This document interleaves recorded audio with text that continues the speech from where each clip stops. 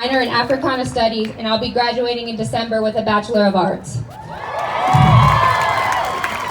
First and foremost, I would like to thank each and every one of you for coming out to show your support. And next, I would like to shout out Nadia Hinton and her Black-owned business, Sisters and Sons, for the shirt I'm wearing now. I'll go check her out. All right. Now I know we are all here today because we share a common goal. We have seen the racial injustices and ideologies that have been so deeply ingrained into the lining of our country's fabric. We have watched how they've torn apart families and people we love. We are here today because it hits close to home. We may be here today because we know someone who has been traumatized by police brutality and racism. We may be here today because we love someone who has been traumatized by police brutality and racism. Or we may be here today because we are someone who has been traumatized by police brutality and racism. Either way, we're here today because we want to find a solution. From a very young age, Black kids are treated at and looked at as criminals. They are punished at disproportionate rates and much more severely than white kids who are doing the same thing or worse. Why is this? Why is it that every other child gets to turn another year older, but for Black kids, once they turn the age of 6, they are criminalized by society? The psychological trauma this places on Black kids forces them into a mindset where they themselves believe they're criminals and less worthy. This begins the funneling of Black children from school straight to prison. This is known as the school-to-prison pipeline. Despite accounting for only 13% of the nation's population, Black people represent nearly 40% of the prison population. Say it again. Let that sink in. Yeah. That's nearly half of the prison population. In all major cities throughout the United States, more than half the young Black men are living under some sort of governmental watch and control. This is called mass incarceration, which Michelle Alexander also likes to refer to as the new Jim Crow. Once Jim Crow was abolished, the United States needed a new system of control that they could use to silence Black folks and keep us in our place. It is no coincidence that Black people account for such a large percent of prison populations. It is no coincidence that Black people account, I'm sorry, I just said that. It is no coincidence that Black people are targeted and incarcerated at a rate 5 times higher than their white counterparts. It is no coincidence that Black people are impacted at a much higher rate by police brutality. And it is certainly no coincidence that Black people are murdered at a significantly higher rate than anyone by police brutality. And those are just the facts. So that grocery store clerk who called the police on George Floyd saw him as a criminal because of the stereotypes and implicit biases that are written in our very makeup. These biases ultimately ended George's life. We all have these biases, all of us. And most of them are buried so deeply in our subconscious that we don't even recognize that they're there. But that doesn't take away from the fact that they manifest in very serious and harmful ways.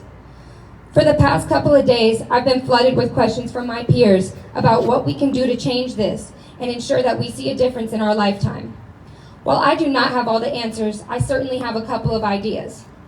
First things first is accepting and understanding that we all have biases that need to be addressed and dug through. This requires education, this requires representation in media, in books, in different job professions. This requires changing the narrative about Black folks that has been so poorly written for the past 400 years. Come on now!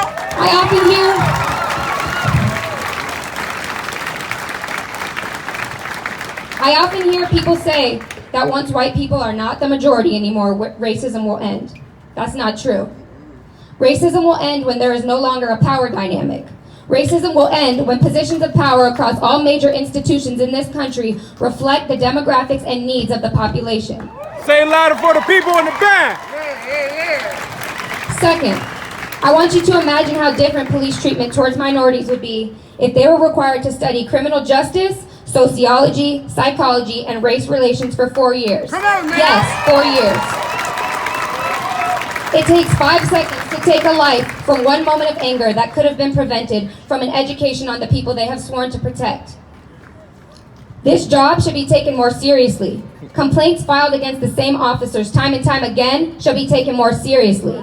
Good old boy jokes at the station and harassing fellow female officers should be taken more seriously.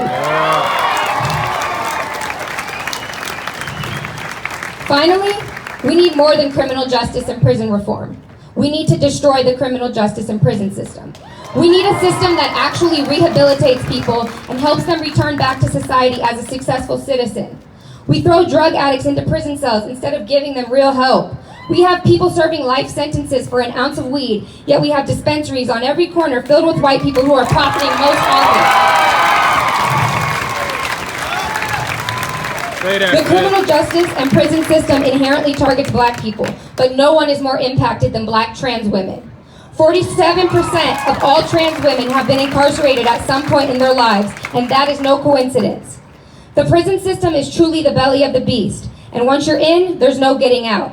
You will have a number of rights as a citizen taken away, including your ability to get some jobs, receive financial help from the government, vote, and so much more. Such a large percent of black folks have been successfully silenced by the prison system, and it's time to put an end to that. Amen. Listen. We need a total dismantling of all major institutions in this country. None of them were designed with the intent of being accessible to all. Not the education system, not the criminal justice system, not the political system, not the economic system. None of them. All of these and so many more were created to make life inherently different and difficult for people of color, black people in specific. We have been passive in this fight for justice and equality for long enough. It is time we demand what this country has owed us since they kidnapped us and drug us here on ships. Talk that talk. Talk that talk. It's time we get our reparations to give black families the chance to have generational wealth and businesses they can pass down, just like white families have had the chance to. Yeah. It's time we start investing more in ourselves and our community. It's time we stand up and fight back. We have been silent for long enough. Yesterday, today, tomorrow, and always. Black Lives Matter. Hey, let's go, little sis. Stay down.